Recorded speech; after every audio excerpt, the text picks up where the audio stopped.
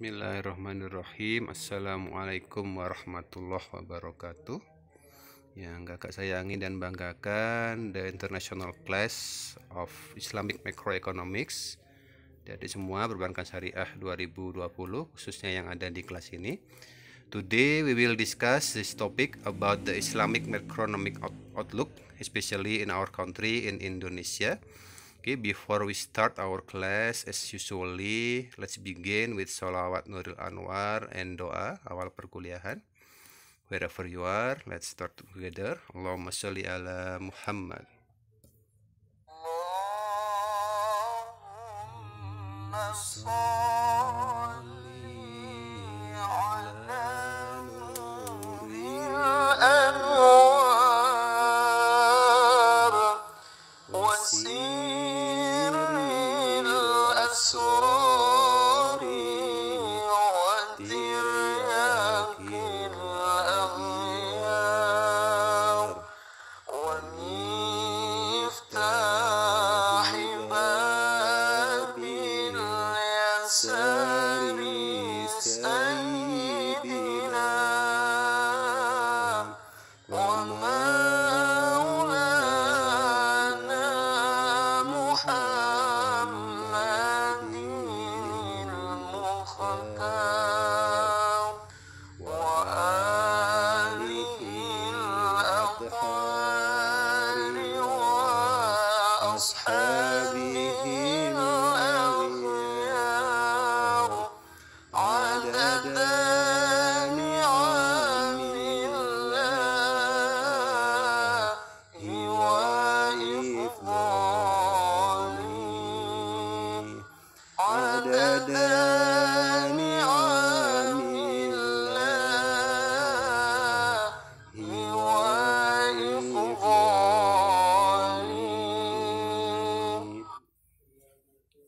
Continue, kita lanjutkan dengan doa awal perkuliahan bisyafaati Rasulillah sallallahu alaihi wasallam. Lahumul Fatihah. A'udzubillahi minasyaitonirrajim. Bismillahirrahmanirrahim. Alhamdulillahi rabbil alamin arrahmanirrahim maliki yaumiddin. Iyyaka na'budu wa iyyaka nasta'in ihdinas siratal mustaqim siratal ladzina an'amta 'alaihim ghairil maghdubi 'alaihim waladdallin amin.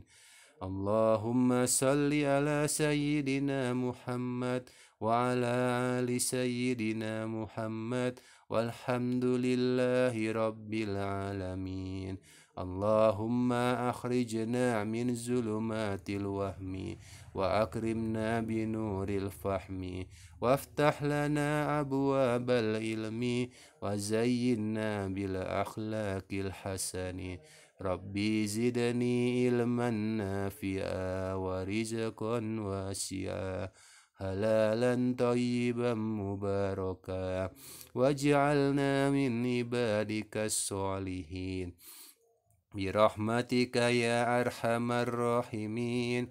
Wa sallallahu ala sayyidina Muhammad wa ala alihi wa sahbihi ajma'in walhamdulillahi rabbil alamin. Sekarang kita lanjutkan ya. Materi hari ini is about the Islamic macroeconomic outlook, especially in our country, our nation, Indonesia. Oke, pertama kita lihat di sini, Islam has a repertoire macroeconomic studies, very rich and vast and spread through various texts and talks. Jadi kita lihat bahwasanya kajian ekonomi makro ini dalam Islam utamanya itu sebetulnya sangat kaya dan luas, kemudian tersebar dalam berbagai kitab, dalam berbagai teks dan pemikiran. Adapun di sini disebutkan hasanah makro Islam besides being sourced from the Quran and Hadith, it is also sourced from the book or works the interscholars order Al-Kindi, Al-Ghazali, Ibnu Rusdi, Al-Khawarizmi, Ibnu Khaldun, Ibnu Haytham, Ibnu Hasmi, Al-Farabi, Jabir Ibnu Hayyam, Ibnu Sina, Ibnu Hayya, Ar-Razi, etc. dan lain sebagainya. Jadi ini ya, bahwasanya kalau kita mau mengkaji kitab-kitab yang membahas ekonomi makro Islam, itu sebetulnya sangat banyak ya, sangat kaya hasanahnya. Selain kita bisa belajar dari Al-Quran dan hadis Rasulullah, nanti kita diskusikan pelan-pelan di materi-materi selanjutnya. Kita juga bisa baca banyak hal, nanti beberapa juga nanti kakak kirimkan di grup WA kita ya, mengenai kitab-kitab, mengenai pemikiran para ulama di bawah ini, mengenai ekonomi makro Islam ya. Jadi ada beberapa ini dan lain sebagainya. And then even some Western economists express directly or indirectly inspired masterpiece Muslim economists among them. Jadi kita lihat bahwasanya beberapa ekonom barat itu sebetulnya mengatakan, mengakui pemikirannya itu terinspirasi dari para ekonom muslim. Kita ambil contoh pertama, the Pareto Optimum Theory is taken from the book Nahjul Balaghah Imam Ali bin Abi Thalib. Jadi teori Pareto Optimum yang di kemudian hari diperkenalkan oleh John Maynard Keynes itu sebetulnya kalau kita lihat isinya sama persis dengan apa yang diutarakan Imam Ali bin Abi Thalib ribuan tahun sebelumnya tentang konsep Pareto Optimum ini ya. Jadi Imam Ali mengatakan saat itu dalam bahasa Indonesianya bahwasanya dikatakan Pareto Optimum ini konsepnya setiap orang itu bisa berhak meningkatkan mengoptimalisasikan ekonominya, keuntungannya, tetapi diharapkan tidak sedikit pun mengurangi dari maksimal utility orang lain gitu ya. Jadi Imam Ali sudah mengatakan teori ini. Jadi setiap pelaku ekonomi itu berhak berekonomi, berhak melakukan kegiatan ekonomi, mencari kemakmuran, tapi jelas diharapkan tidak melanggar hak orang lain. Yang kemudian diambil teori ini diperkenalkan oleh John Keynes, diklaim sebagai teorinya The Pareto Optimum. Kemudian kita lihat lagi Abu Yusuf tahun 798 in his book Al-Kharaj, which writes about the economic responsibility of the government to meet the needs of the people, much adapted by Western economists. Jadi kita lihat di sini pemikiran Abu Yusuf dalam kitabnya Al-Kharaj menuliskan tentang kebijakan ekonomi pemerintah yang wajib memenuhi kebutuhan rakyatnya. Itu kemudian banyak diadopsi oleh pemikiran ekonom barat, John Keynes, Adam Smith, David Ricardo dan sebagainya. Itu beberapa teorinya mengambil dari kitab ini. Kemudian Adam Smith 1776 with his book The Wealth of Nation, many which is similar to the study book Al-Anwal created by Abu Ubaid 838 sebelum Masehi. Jadi kita lihat juga Adam Smith yang konon oleh dunia diklaim sebagai bapak ekonomi dengan buku masyhurnya The Wealth of Economic, The Wealth of Nation. Itu sebetulnya dalam isi bukunya kemudian dikaji, saat ini banyak dikaji, itu kok banyak persisnya dengan kitab yang ada di Al-Amwal karya Abu Ubaid. Padahal kita lihat dari segi tahun sudah jelas kelihatan ya, Abu Ubaid memulai buku Al-Amwal ini 1000 tahun lebih sebelum Adam Smith ya. Berarti sudah kelihatan siapa yang duluan, siapa yang copy paste gitu ya. Oke, kemudian the theory about Laffer curve created by Laffer, economic advisor to President Ronald Reagan, United States of America. This theory was created at a time of crisis that hit America at the end of the region's first tenure, and this theory was powerful enough to overcome the crisis. Laffer said that his theory was inspired by books Ibnu Khaldun 1404 sebelum Masehi. Jadi ada juga teori dari dikatakan di sini dari Laffer ya namanya, dari teori Laffer curve. Itu secara langsung beliau mengatakan teorinya terinspirasi setelah membaca kitab karya Ibnu Khaldun gitu ya. Kemudian kita lihat lagi in the book The Wealth of Nation by Adam Smith, which consists of 5 volumes. Jadi kita lihat tadi ya mengenai kitab yang katanya sebagai kitab masyhurnya ekonomi dunia, Adam Smith, The Wealth of Nation. Itu isinya ada 5 volume. Kemudian in the 5th of the first chapter, Adam Smith compare people with different economic levels, a nation with a backward economy and a nation with a developed economy. Example of backward societies are the Indians in America, and then the examples of developed economies are Arab and Tartar. Jadi dalam buku ini dikatakan oleh Adam Smith Di bukunya kemudian di chapter pertama Adam Smith mengkomparasikan, membandingkan perekonomian negara maju dengan negara berkembang. Saat itu yang disebutkan negara maju adalah bangsa Arab dan Tartar Cina ya. Sedangkan yang dikatakan backward, tertinggal ini, yaitu bangsa Indian yang menempati Amerika saat itu.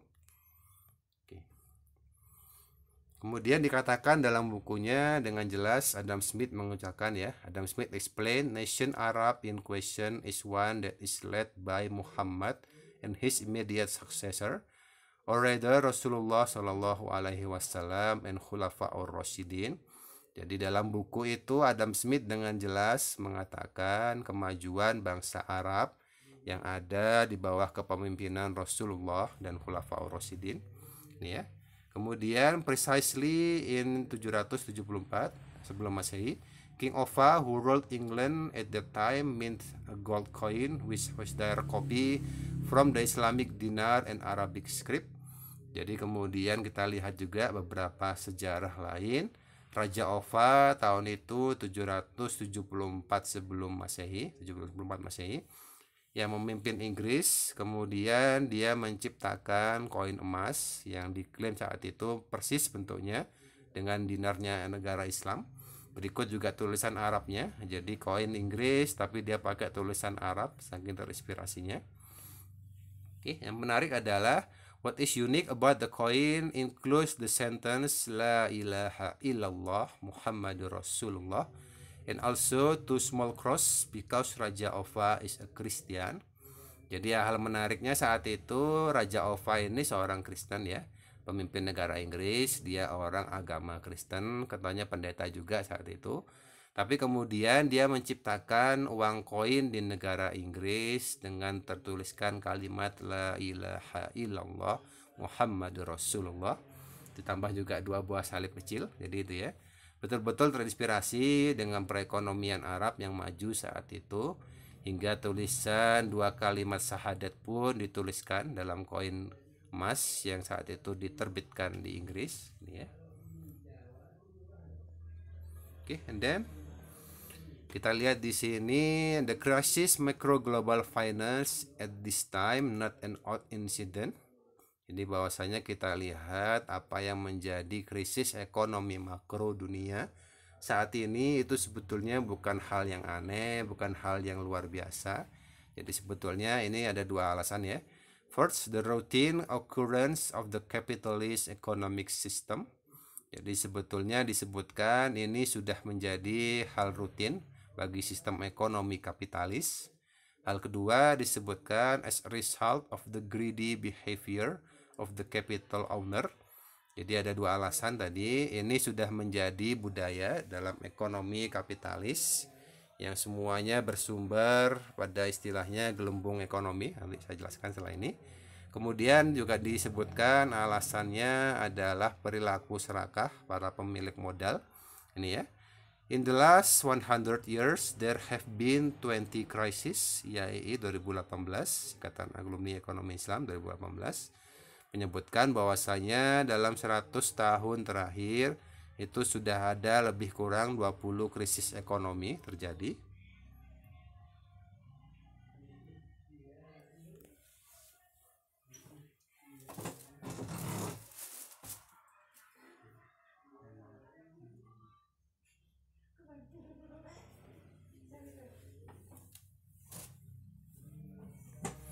And then here the crisis macro global finance this time not an accident. Jadi hal berikutnya ya, kalau kita lihat bahwasanya krisis ekonomi makro global saat ini terjadi, terlebih lagi adanya pandemi ya, itu sebetulnya bukan hal aneh, bukan hal luar biasa. Pertama disebutkan di sini the economic system of capitalism always cause economic crisis that are cyclic in the nature. Jadi disebutkan bahwasanya krisis ekonomi akibat berjalannya ekonomi kapitalis itu sudah menjadi sebuah siklik, sudah ada siklusnya terjadi secara natural. Jadi mau naik setinggi apapun pada waktunya juga pasti akan turun. Nanti akan jelaskan setelah ini.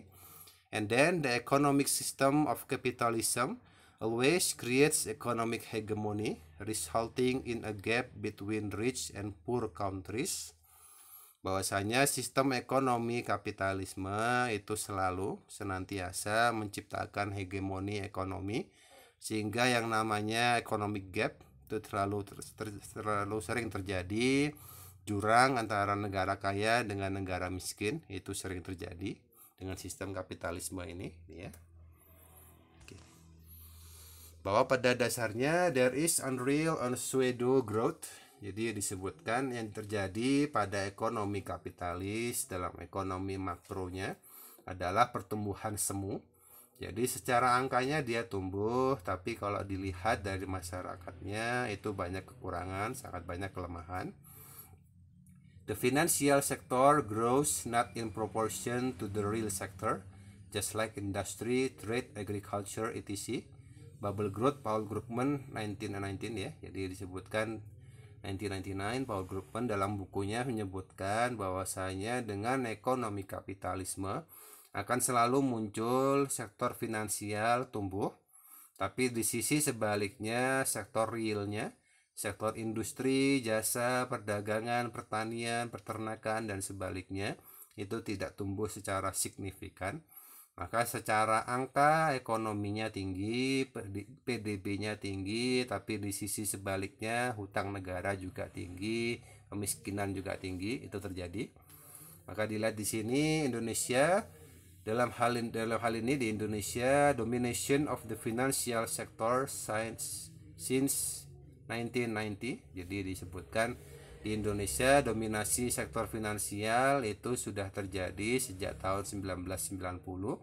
Maka kemudian gak lama 1998 terjadi krisis moneter, harga-harga naik dengan sangat tinggi saat itu ya. Walaupun belum lahir, PBS 2020 ya, masih ada dia belum lahir. And then global since 1980 with a wide variety of investment instruments. Jadi kalau di Indonesia sektor finansial ini tumbuh sejak 1990, sedangkan secara global dunianya itu dikatakan tumbuh sejak 1980 dengan adanya berbagai instrumen investasi saat itu. Sedikit lagi ya, next ya. And next, debt securities that have been sold in derivative form many times constitute economic inflation, which is very large with a backing on very small real assets.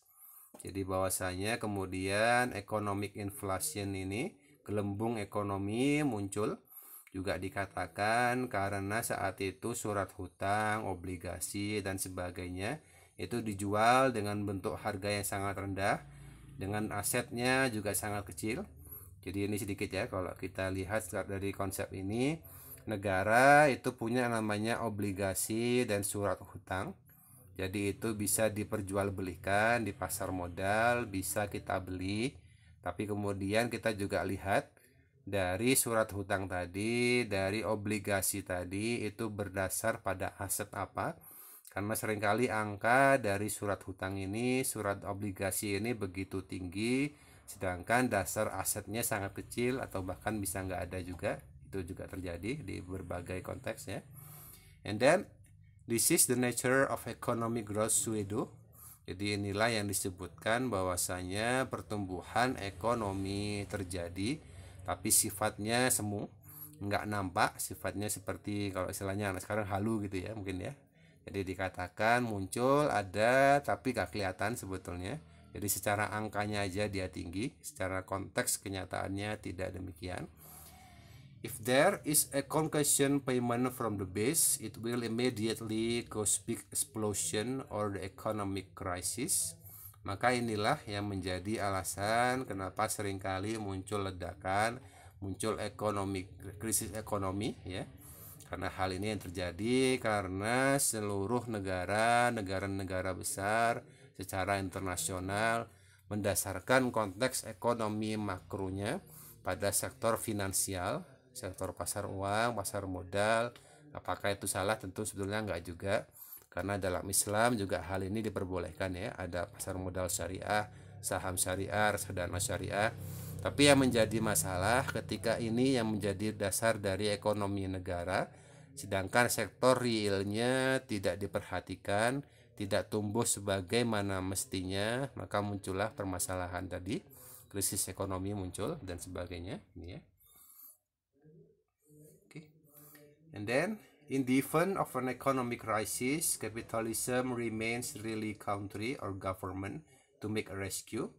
Jadi kemudian setelah krisis ekonomi terjadi, maka kapitalisme selalu memaksa mengandalkan negara untuk melakukan sebuah rescue, penyelamatan dari ekonominya. Maka di sini disebutkan ada beberapa hal. Rescue is done in the form giving bailout to this hard capitalism that is banking. Maka muncullah saat itu beberapa opsi dalam ekonomi makro, yaitu pertama pemberian talangan bailout kepada jantung kapitalisme, yaitu perbankan. Jadi kalau kita lihat mungkin sama ya, belum lahir ketika itu, tapi bisa dicek di Google. Tahun 90-an Indonesia ada kasus namanya BLBI, bantuan langsung Bank Indonesia. Jadi penciptaan uang dengan jumlah besar tapi tidak disertai dengan motor dari ekonomi sektorialnya.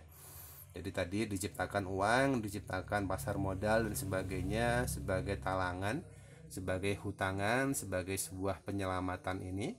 Maka yang terjadi sebaliknya ketika itu, the bailout funds are drawn from the state budget APBN, which come from people's tax. Maka kita lihat dana talangan juga bisa diambilkan dari anggaran belanja negara yang berasal dari pajak rakyat. If the process of saving the economy has been completed successful, then capitalism will repeat itself cycle economic growth. Jadi ketika dua hal ini terjadi, Bank Indonesia, Bank Sentral sudah memberikan pinjaman dana, kemudian dari APBN juga diupayakan naik dengan meningkatkan pajak masyarakat, otomatis saat itu krisis ekonomi terjadi. Maka setelah krisis dikatakan mereda, dikatakan membaik karena memang sistemnya sudah salah sedari awal, maka nggak lama, dalam beberapa periode, dalam beberapa tahun berikutnya, cycle ini ya, jadi siklus ini akan kembali muncul. Terjadi lagi krisis ekonomi, terjadi lagi pinjaman bank sentral, pajak rakyat dinaikkan dan sebagainya. Ini jadi konsep dasar dari ekonomi makro di seluruh negara ya. Seperti ini konsepnya. Oke, kita lihat, and then in our country in Indonesia, the period of 2019 and 2016 until 2019, global equity market growing about 60%. Jadi disebutkan di tahun 2016 sampai 2019 pasar ekuitas global tumbuh secara 60%. In the last 10 years, the global equity market has grown by 3,000%. Jadi dikatakan di tahun 2016 sampai 2019 pasar modal, pasar uang, finansial tumbuh 60%. Tapi kalau kita lihat dari 10 tahun terakhir itu pertumbuhannya sampai 3.000%, 30 kali lipat ya. Investment in the financial sector has tremendous appeal. Maka kemudian investasi di sektor finansial punya daya tarik yang luar biasa. Semua orang melihat pasar modal ini tumbuh, sektor finansial tumbuh. Maka tadinya para pemilik modal yang mungkin dia bisa, ya sebetulnya bisa aja, dia bisa buat pabrik baru, dia bisa buat toko baru, dia bisa buat bisnis baru. Tapi karena dia melihat ada pertumbuhan di sektor finansial, maka dia alihkan dananya ke sini. Maka inilah jadi masalahnya. And then the owner of capital earns income not from the activities of producing goods or service. Jadi yang muncul saat itu di seluruh dunia, ekonomi tumbuh itu bukan dari sektor yield, produksi barang dan jasa. Maka yang muncul adalah beberapa hal ini. Liberalization finansial, and then insecurity financial, and then krisis finansial, and then twin crisis, the exchange rate crisis and banking crisis. Jadi yang terjadi tadi karena seluruh dananya dialihkan bukan pada sektor ekonomi real tapi pada sektor keuangan, Maka yang muncul adalah liberalisasi finansial. Finansial ini menjadi motor ekonomi. Dia tumbuh, tapi tumbuhnya bukan tumbuh yang positif karena di sini sektor realnya tidak tumbuh. Maka kemudian insecurity finansialnya menjadi sangat rawan, menjadi sangat lemah dari ekonomi makronya. Maka muncullah krisis finansial ini ya. Maka muncul twin crisis, exchange rate crisis, krisis nilai tukar terjadi karena ekonomi di negara itu hanya mengandalkan pada sektor finansial, sedangkan sektor ekonomi realnya tidak tumbuh. Maka secara nilai tukarnya tentu anjlok ya. Kalau kita lihat rupiah terhadap dolar juga semakin waktu semakin melebar perbedaannya. Maka terjadi juga banking crisis, krisis perbankan. Karena perbankan sebagai pihak bank sentralnya Bank Indonesia di Indonesia ya, itu kemudian hanya fokusnya pada sektor finansial ini, sedangkan dia sebetulnya bisa punya peranan untuk meningkatkan ekonomi sektorial. Maka inilah problemnya. Kita lanjut lagi sedikit ya. Ini this called the new king of capitalism by the Economist 2019. Ini saya ambil dari buku The King of Capitalism tahun 2019. Oke, lanjut ya. And then in the normal economic situation with support banking and capital market, then the capitalist company will do economic hegemony at the national level.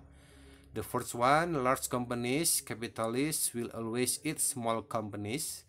This is in accordance with the law of capital accumulation, or the law of capital accumulation ya konsepnya.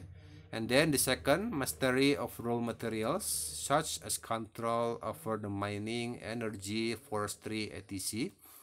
Then the third, mastery over state ownership such as control over the telecommunication sector, mass media, ports, banking, education, hospital, etc. And the last, and the number 4, become a ruler. Jadi ini ya, normally becoming a ruler as well as an entrepreneur. Jadi hal-hal ini kemudian terjadi karena konsepnya tadi seluruh ekonomi makro didasarkan pada sektor finansial, sedangkan sektor ekonomi realnya tidak tumbuh. Maka muncullah di sini pertama, perusahaan besar senantiasa memakan perusahaan kecil. Dikatakan di sini akuisisi dan sebagainya, sebagai konsepnya hukum akumulasi kapital ini ya. Kemudian nomor 2, penguasaan terhadap bahan baku. Jadi setiap pengusaha besar kemudian mengalihkan fokusnya pada kepemilikan sumber daya alam, karena sumber daya alam ini menjadi kunci dalam ekonomi ya. Siapa yang punya sumber daya alam maka dia megang ekonomi, itu istilahnya. Maka beberapa hal seperti pertambangan, energi, kehutanan itu menjadi fokus para pengusaha besar. Kemudian penguasaan terhadap kepemilikan negara juga terjadi, seperti dalam sektor telekomunikasi, media massa, pelabuhan, perbankan, rumah sakit dan sebagainya. Itu kemudian beralih pada sektor swasta. Yang menjadi terakhir problemnya adalah di sini menjadi penguasa ya. Jadi dia penguasa ya, pengusaha ya. Jadi dikatakan di sini ruler as well as an entrepreneur.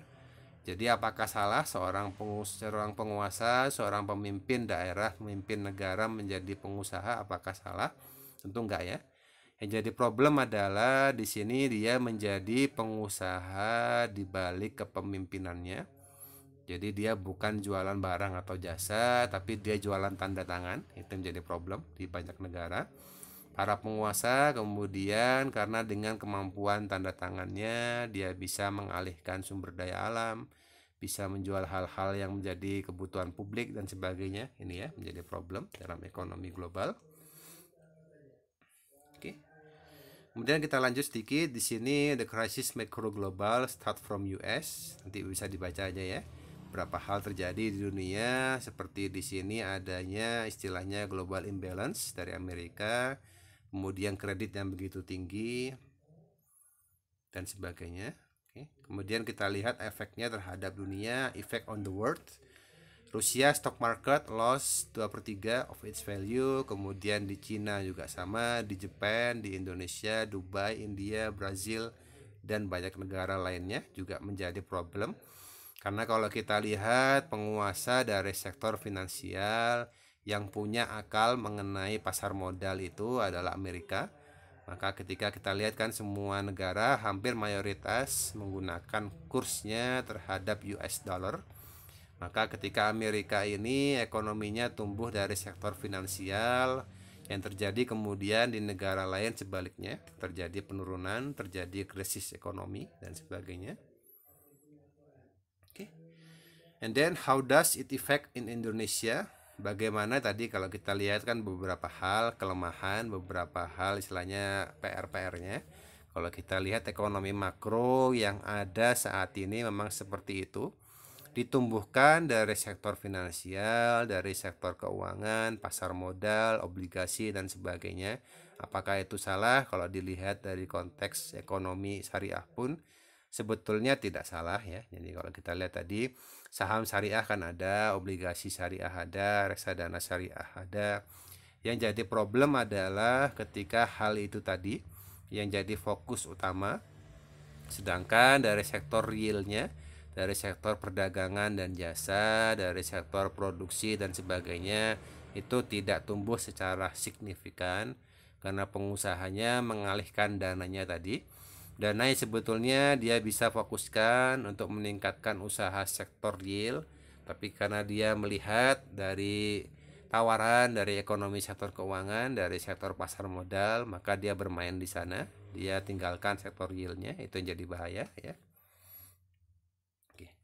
Kita lihat di sini National Economic Dynamics, beberapa hal yang terjadi juga di negara kita Indonesia. Economic growth, sectoral agriculture, industry and service. Jadi kalau kita lihat di Indonesia kan tumbuhan ekonomi itu muncul dari sektor pertanian, industri dan jasa. Tapi kemudian beberapa hal terjadi di sini external symptoms, jadi ada gejolak eksternal, oil price corrected, harga minyak terkoreksi, price of major export commodities juga sama, harga komoditas ekspor utama, and then the international money market, pasar modal internasional. Ini menjadi hal-hal yang kemudian menjadi PR, menjadi gejolak pada ekonomi makro di Indonesia ya. Jadi kalau kita lihat kan kita juga sama, kita masih mendasarkan minyak bumi kita dengan harga dunia per barrel itu istilahnya. Kemudian kita lihat harga komoditas ekspornya juga menjadi PR karena kita lihat Indonesia sebagai pemilik sumber daya alam, tapi kemudian sumber daya alam tadi tidak dimaksimalkan untuk kepentingan ekonomi kita dan sebaliknya, itu jadi masalah ya. And then the internal factors, jadi tadi dari gejolak eksternalnya, sekarang kita lihat dari sisi internalnya, bagaimana pertumbuhan ekonomi dilihat dari sisi internal dalam negerinya. An economic structure that is prone to shocks in shock. Jadi kemudian muncullah struktur ekonominya yang sangat rentan, sangat lemah terhadap gejolak ekonomi. Kemudian muncul APBD incapabilities, ketidakmampuan APBD negara, bureaucratical ability, kemampuan birokrasinya juga kita lihat secara kebanyakan ya, kita masih sering dengar istilah korupsi dan sebagainya di negara ini. And then domination hot money infrastrukturnya juga weak, infrastructure so economic growth, industry and trade volumes fell. Jadi beberapa hal juga terjadi, ada istilahnya uang panas tadi kalau kita lihat ya, istilah penguasa tadi. Jadi ada orang-orang, para penguasa daerah maupun pusat yang kemudian menjadi pengusaha dengan kemampuan pulpen dan tanda tangannya, itu jadi hot money ya. Katakan sini uang panasnya jadi problem bagi ekonomi kita. Kemudian infrastruktur juga menjadi lemah karena semua berfokus pada sektor finansial tadi. Pertumbuhan ekonominya melambat, yang hal yang jadi permasalahan utama adalah volume industri dan perdagangan turun karena semakin sedikit yang bisa menciptakan barang dan jasa. Kita ambil contoh juga di beberapa hari terakhir sedang rame ya. Jadi kalau kita lihat petani Indonesia marah karena Indonesia juga masih saja impor beras, maka dikatakan kalau ini terus terjadi lama-lama petani akan bangkrut. Kemudian lahan pertanian kita akan semakin berkurang. maka kedepannya akan jadi masalah besar kalau kita mendasarkan kebutuhan pangan pada full impor, itu bahaya ya. Oke, kemudian kita lihat di sini in the real sector, the industrialization, purchasing power decreases, economic competitiveness and efficiency decline, employment problems and structural problems, beberapa hal seperti deindustrialisasi, jadi industri-industri karena pengusahanya nggak fokus lagi dengan industrinya, mengalihkan pada pasar modal, maka nggak jarang para pengusaha tutup usahanya dan dialihkan pada pasar modal. Yang jadi masalah kemudian daya beli juga turun, daya saing ekonomi otomatis turun, kemudian muncullah pengangguran baru karena pengusaha tadi menutup bisnisnya dan jadi permasalahan besar, structural problem di sini.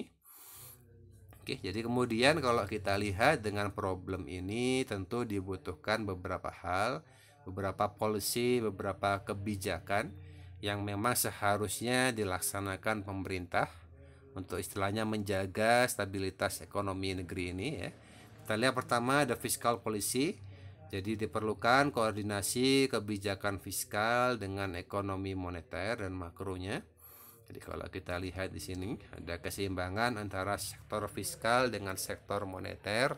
Nanti pelan-pelan kita pelajari di pertemuan berikutnya. And then sustainability and fiscal incentive juga jadi problem karena semuanya didasarkan pada insentif fiskal, pajak dinaikkan, maka kemudian para pengusaha semakin sulit dalam ekonominya, dalam bisnisnya. Kemudian dari sektor tenaga kerja juga jadi problem ketika pajak penghasilan dinaikkan ini ya. Kemudian sumber pembiayaan relatif jadi lebih murah karena tadi semuanya berfokus pada fiskal. Kemudian dari segi moneter juga sama, less money policy, rupiah stabilization policy, and the principle of prudence of the banking sector. Kebijakan beberapa hal kebijakan moneter yang terjadi juga harus mendukung sebetulnya bagaimana economic growth ini ya. Kemudian industri and trade policy, kebijakan terkait industri dan perdagangan. Itu juga kita lihat di sini moving the real sector itu harus jadi fokus utama. Bagaimana sektor yield, sektor industri, barang dan jasa ini adalah kunci. Kalau ekonomi mau tumbuh, maka kuncinya ada di sini ini ya.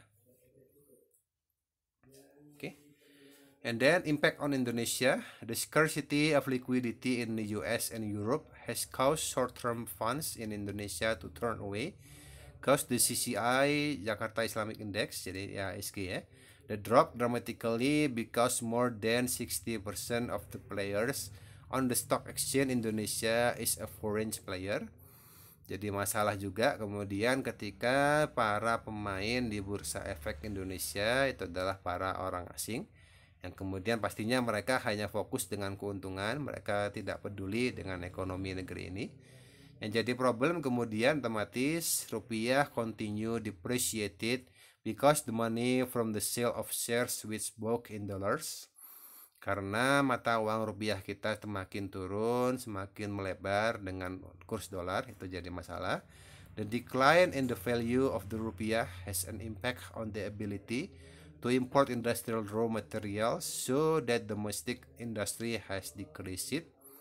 Karena rupiahnya semakin melemah, maka para pengusaha pun akan semakin kesulitan dalam industri bisnisnya, yang kemudian terjadi industri dalam negeri has decreased, terjadi penurunan, nggak jarang kita lihat kebangkrutan pengusaha dan sebagainya karena hal-hal tadi ya. Oke, kita lihat berikutnya di sini. Oke, the government policy, maka sebetulnya apa yang bisa dilakukan pemerintah? Karena kalau kita lihat kan ekonomi makro itu fokusnya adalah bagaimana pemerintah sebagai pemangku kebijakan bisa mensupport ekonomi di negara ini ya. Pertama, guarantee of the third party funds by the government for those under $2 billion rupiah ya. Is encouraging capital flight, dollar per case increase, and the dollar has appreciated. Ini tadi kemudian yang terjadi nggak jarang pemerintah juga lebih fokus pada sektor finansial, kemudian menciptakan mata uang baru dan sebagainya. Jadi problem jelas, maka karena itu terjadilah pelemahan rupiah. kurs dolar semakin menjauh dari Indonesia, semakin melebar ini ya. Dan beberapa hal lagi, policy buyback to boost share price and boost exchange rate rupiah benefits foreign investor. They get more rupiah when they sell shares because the stock price has gone up, and get more dollars when buying dollars because dollar is cheap. Yang terjadi kemudian pemerintah juga lebih fokus pada peningkatan harga saham dan mendongkrak nilai tukar rupiah dengan menukar dengan pemodal luar negeri.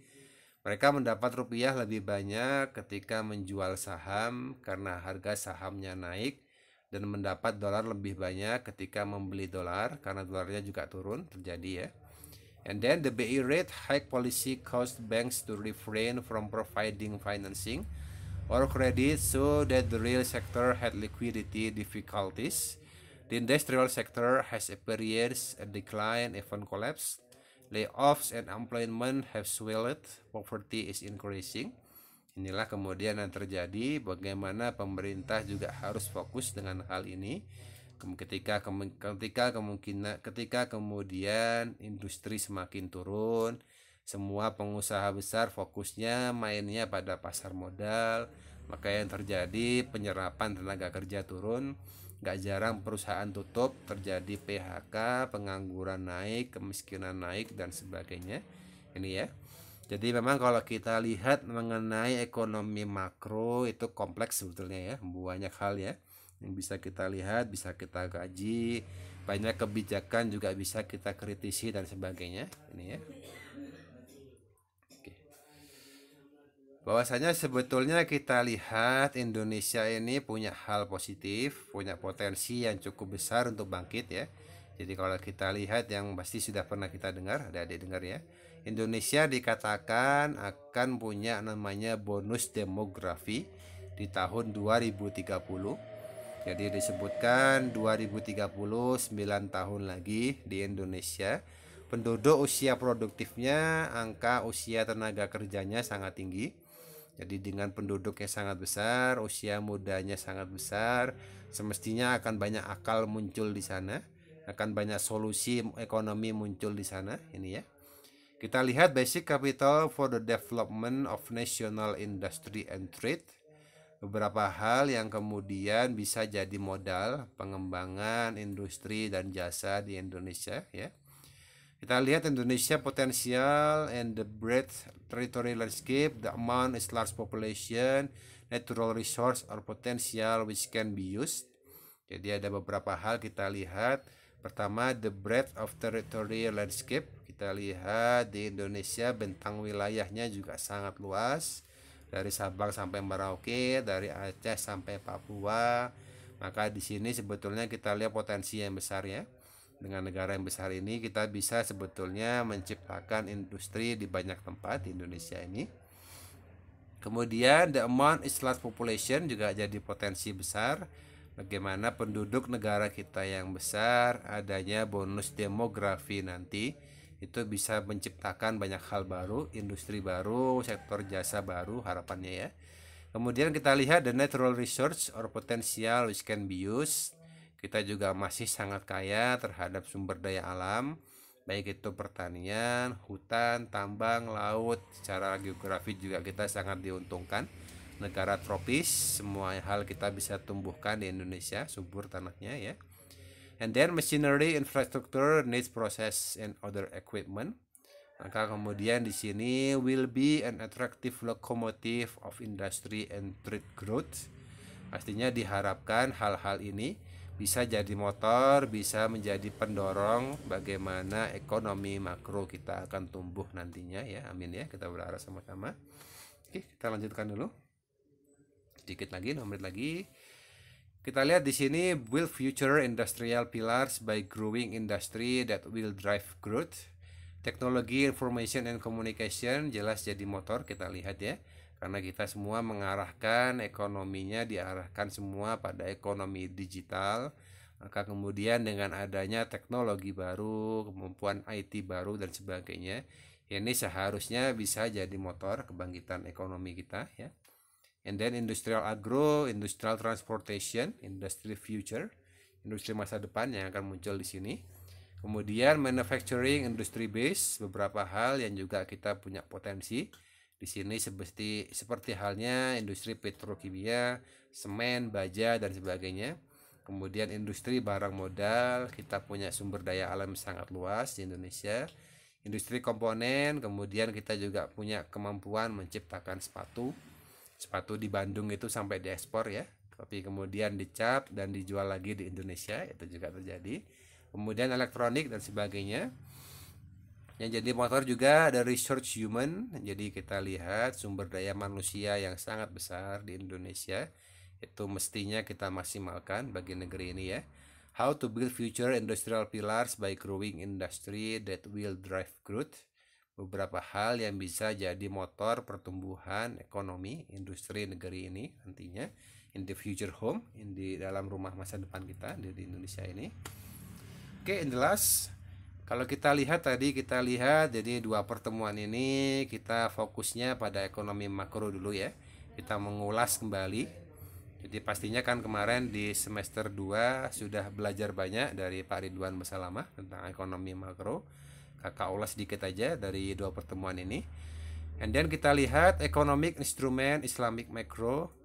Kalau kita lihat about the Islamic macroeconomics, we have several. Jadi kita lihat di sini ada beberapa hal yang bisa kita upayakan dalam ekonomi makro Islam. Pertama, dalam makro Islam kita punya instrumen ziswaf, zakat, infak, sodakoh, dan wakaf. Jadi kita pelajari di pertemuan berikutnya bagaimana ziswaf ini punya potensi yang sangat besar untuk mendorong ekonomi makro Islam ya. And then the prohibition of riba juga menjadi hal penting dalam makro Islam, karena dengan dilarangnya riba, maisir dan goror, ekonomi tumbuh dengan ideal, tumbuh dengan positif, itu hal yang penting.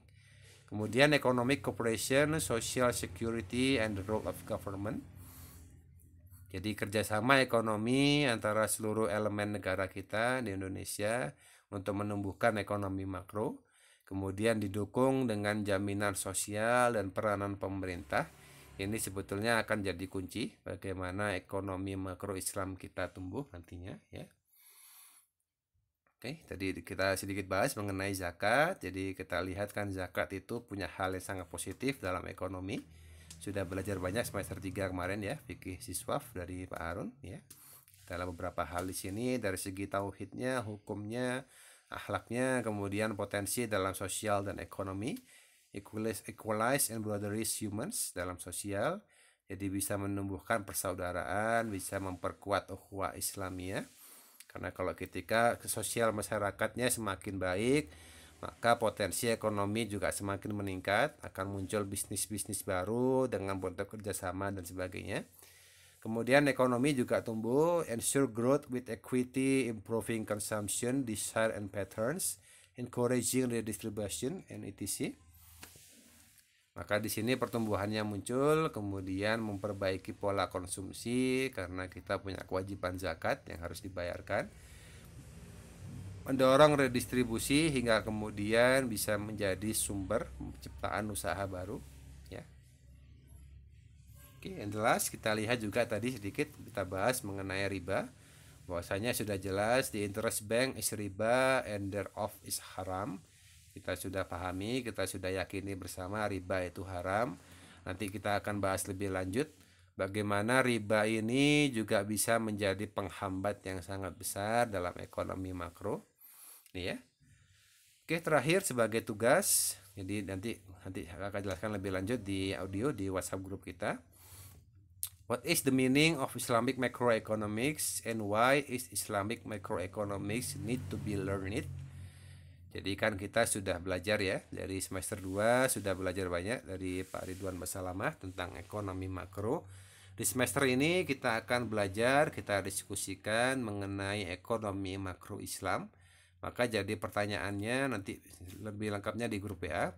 Apa itu ekonomi makro Islam dan kenapa ekonomi makro Islam ini menjadi penting untuk kita pelajari, kita diskusikan ya.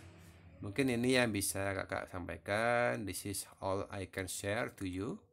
Dan kita akhiri, Allahul muwafiq ala aqwamit thoriq. Assalamualaikum warahmatullahi wabarakatuh.